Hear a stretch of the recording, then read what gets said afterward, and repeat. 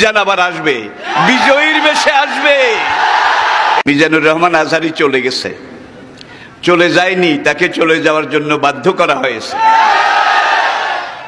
একটা মাহফিলে 10 লাখ 15 লাখ লোক হওয়া, এটা দুনিয়ার কোন রাষ্ট্রপ্রধানের ইতিহাসেও নেই, ঠিক কিনা বলুন?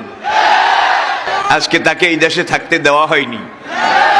সোজা কথা, সংক্ষিপ্ত কথা, চূড়ান্ত কথা, শেষ কথা, মিজান আবার আসবে, বিজয়ীর বেশে আসবে।